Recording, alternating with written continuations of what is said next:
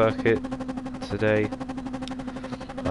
This is a sport mode race that I had in the FIA Championship. So yeah, we had a rolling start as usual. Gran Turismo seem to love these rolling starts, quite frustratingly. But it was lights out here, and we all got away slowly. Always wary of turn 1, because there can always be a bit of an incident in turn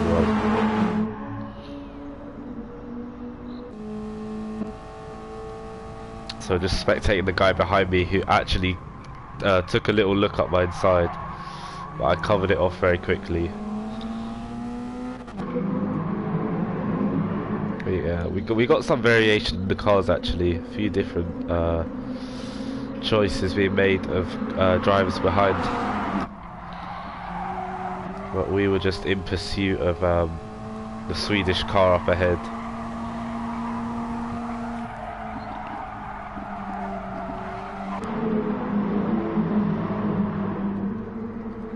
And we're getting very close behind him, but making an overtake was very hard in practically equal cars.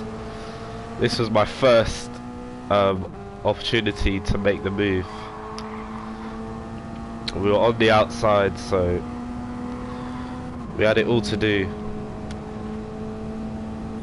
And you can see that I tried to brake a bit late, but I had the outside line and not many places to go. We had to concede the position. I had another little look here. It wasn't meant to be, not just yet. And the guy behind was seeing the opportunity as well.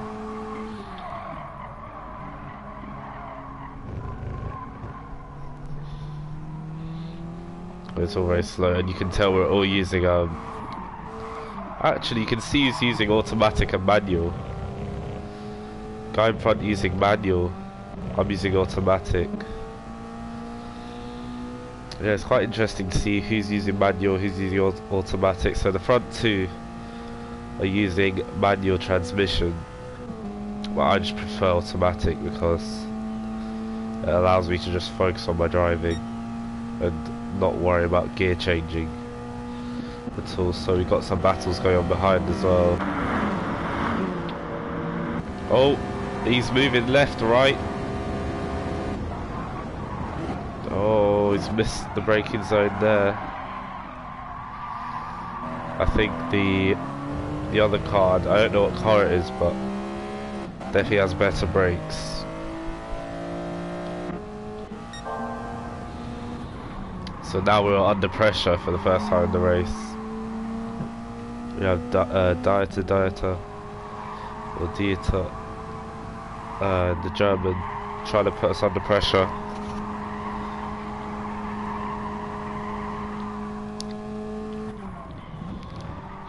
We're just trying to follow the line as best we can, actually using the full extent of the track there.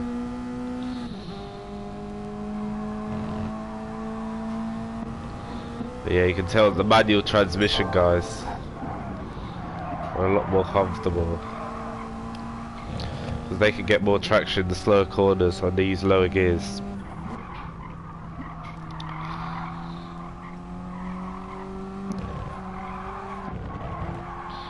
Also, let me, I must note that this was my last C driver rating race as well. Yeah, glad to have ranked up. The line for this corner was always quite a tricky one, because you want to get a good run on the straight, but you don't want to open yourself up for a dive up the inside. Now we were under a bit of pressure for the first, not for the first time, but once again under pressure. Guys in front very comfortable. Manual transmission guys.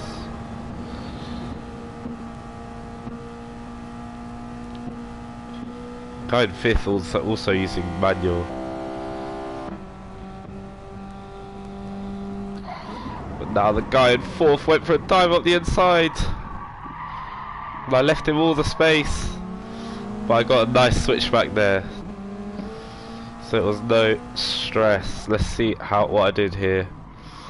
So I let him go, took my racing line, and had the position back.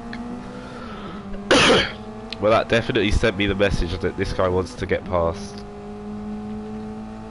However, I also knew that I was faster than the guy ahead.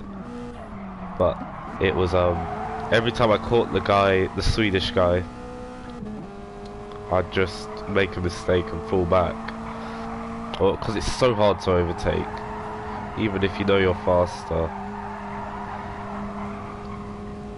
Yeah, see what's going on further back. So we got a penalty here.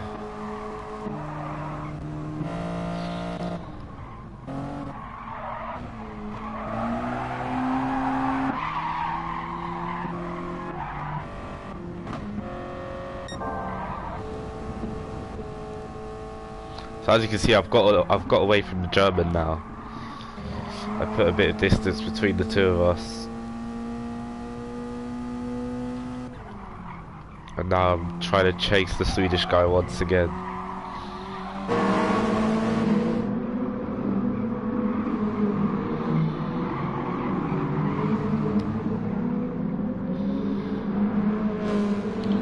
And here you can see the lines that we're taking. To try and get a good run on the straight. Got to clip that apex. And let's see the speed difference. So 70, 80 miles an hour. Pretty much similar place. Let's see the speed as we pass the advance sign. 97, 99 and 99.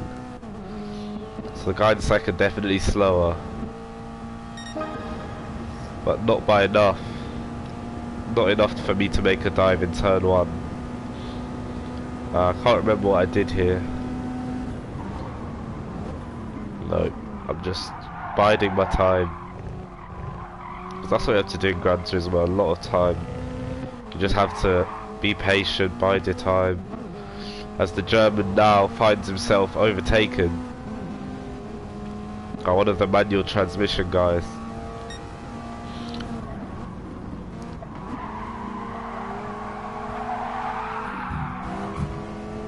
Oh, he's really suffering now. And you can really see that I'm closing the gap to this guy in second.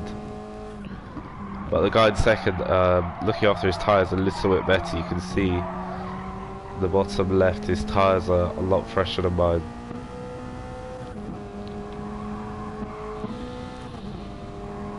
And this Italian guy, I think from what I can remember, he was very fast. So he was coming at us much faster, even though my fastest lap was faster than his. Oh, I had a little look there. I was all over the Swede. We're just trying to get those good exits wherever we could. And here I thought I could go for the dive. Then I ended up having a worse exit and pretty much screwed myself over.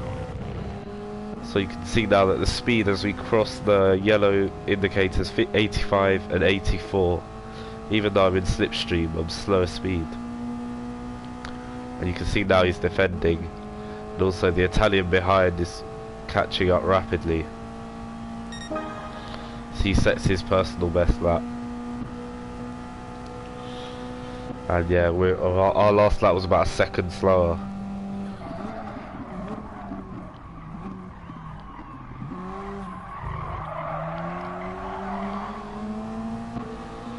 But yeah, now I was really under pressure to make the move because I knew that this Italian guy was probably trying to overtake us both. So this one I really made it a priority to get past this Swedish guy as soon as possible. I was getting right up his rear there.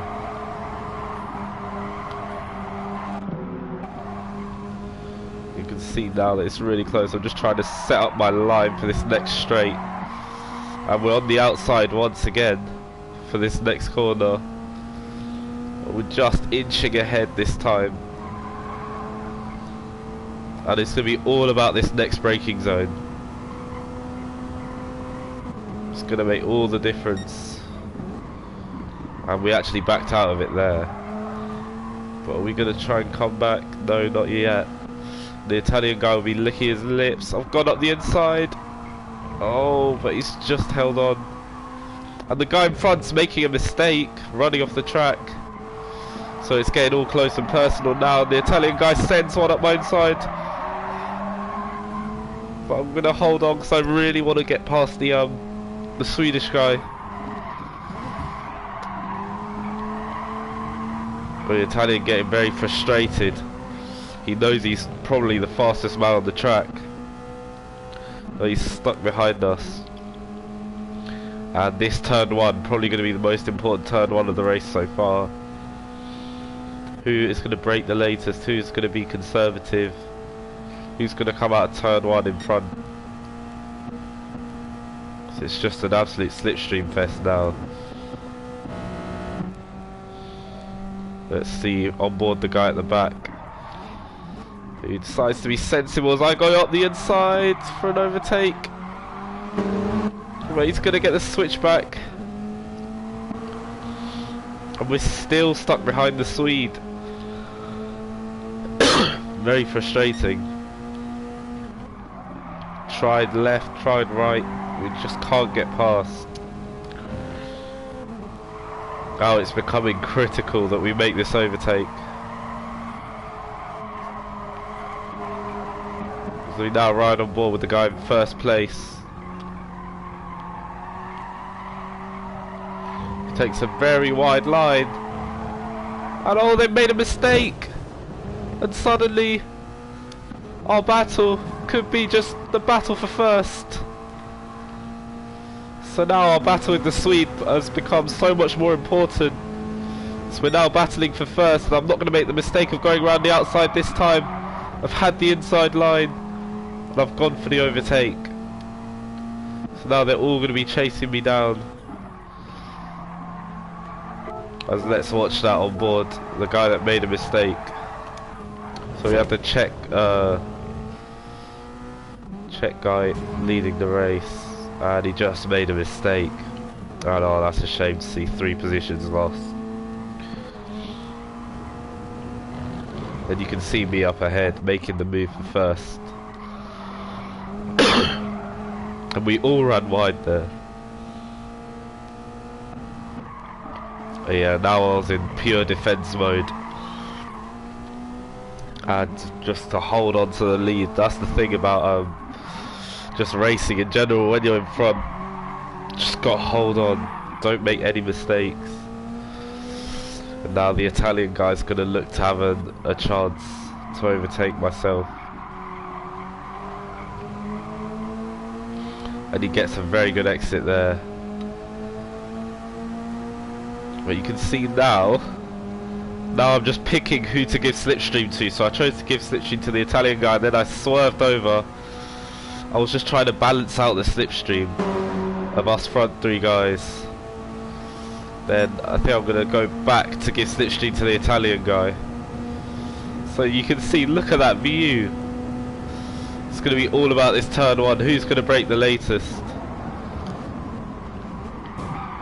Oh, and the Swede has been shunted off there. His chance of winning pretty much gone down the drain now. Let's see what happened here. Oh, you've got a lovely view here from the guy in 4th. You can see me playing the slipstream games all the way down the straight. So I had 2 cars to slipstream, moved over to the Italian because I didn't want that Swedish guy to get another chance. Then moved back to the Swede to try and balance it out. So you can just see these amazing slipstream games going on here.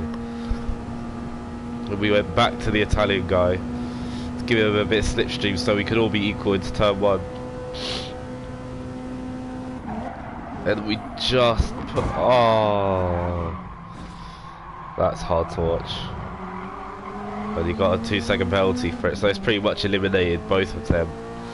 And now it was just a 2-horse race between me and the Italian. Are we going to see any moves? Nope. But Italian was all on my case.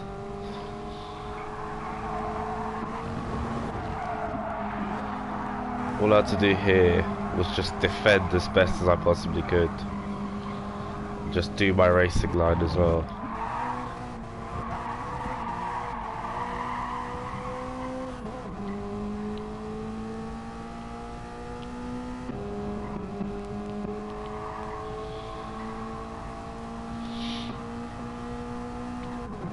As the Czech guy is gonna have to serve his penalty, then he'll probably get put into this battle. So he's just trying to stick with us for the minute.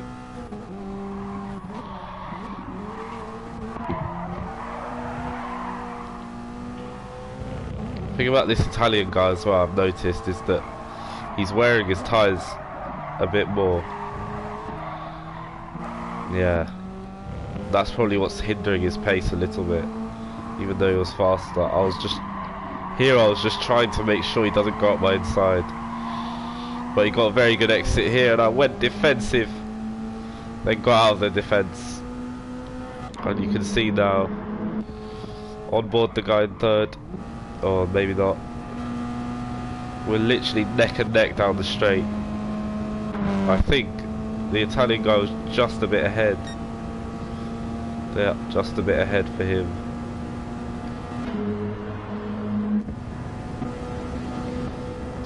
And here you're going to see what happens. I hit the brakes a bit later, and then the Italian reacted very badly. Stuck the accelerator on, and then I got the nice switchback. Done. So yeah, one thing I also noticed about Gran Turismo Sport is that you have to be good at reading the other player. So I was reading that this Italian guy was a bit aggressive, you know, he was a bit impatient, like he just wanted to get in front as soon as possible. I wasn't really working out for him.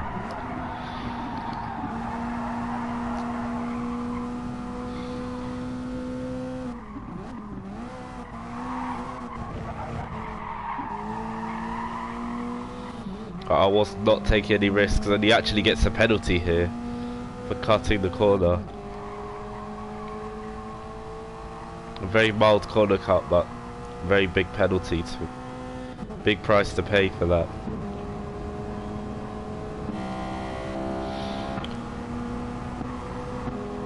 And you've got these guys battling as well.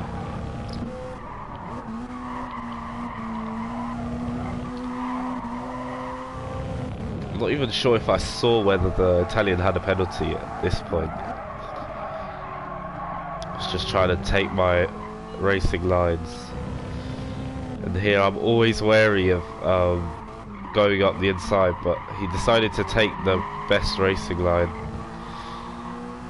And he actually got a slightly better exit, but it's not going to matter because he's going to have to slow down anyway. But he's just trying to stay as close as possible, and here comes the slow down penalty. From the rest of the straight, he's just going to be falling behind. I was doing my little weaving to try and get him out of slipstream. Very minor. Oh, no, it's a bit obvious actually. Just getting well out of his slipstream. Now you can watch a lap off board. Little broadcast cameras.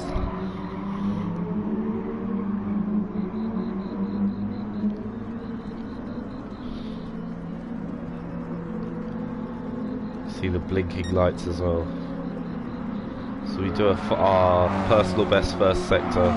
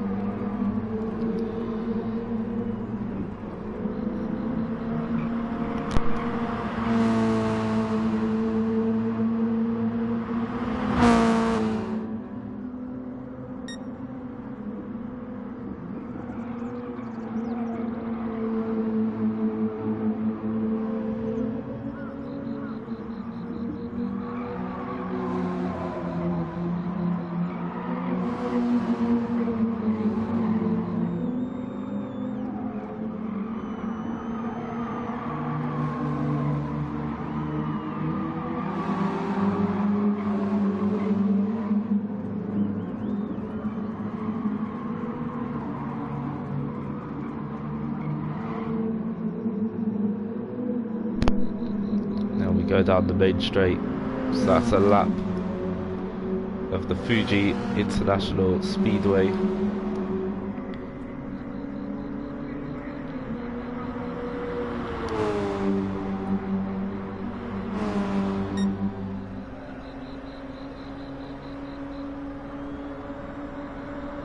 I don't know what the guy in second's doing. He seems to be almost avoiding slipstream, but I guess he's trying to prevent himself getting slipstreamed by the guy behind. He's topping out about 127 miles an hour, which is pretty fast for one of these cars.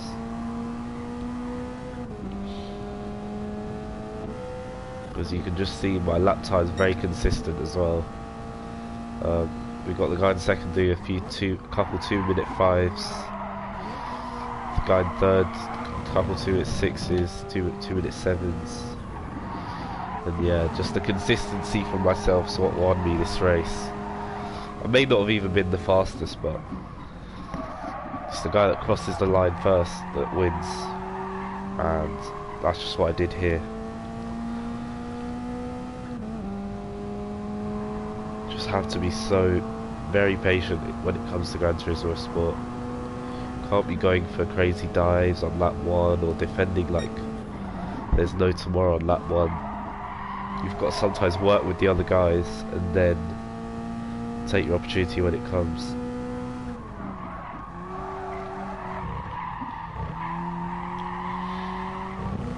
But yeah, at this point I just had a very comfortable lead.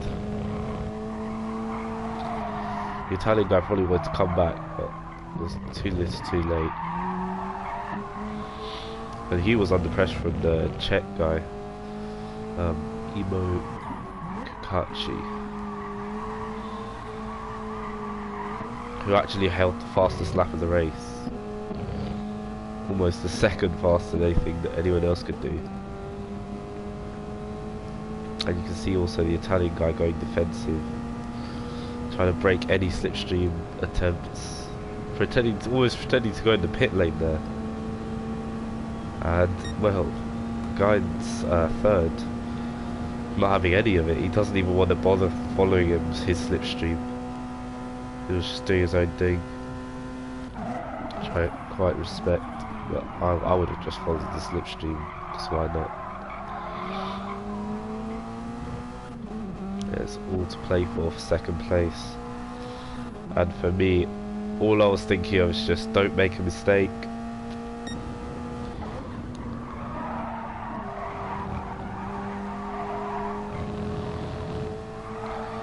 Now you can see he's getting a really good run here.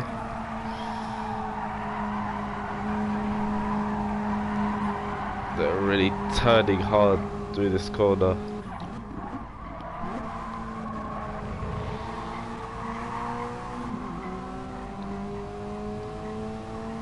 The Italian guy really not wanting to lose this second place.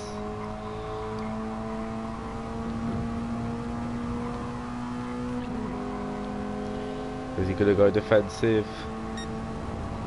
No. Oh, he goes for it. He absolutely sent it there.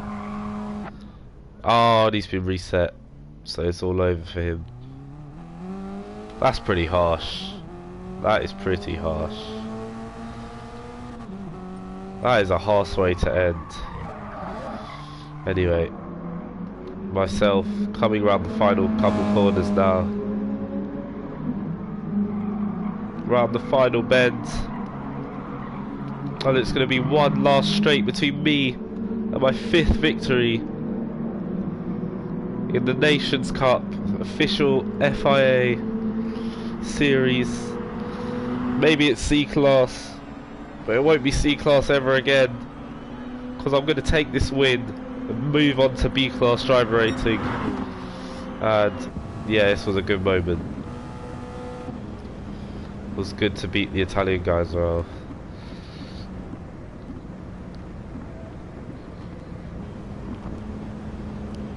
You had quite close finishes here.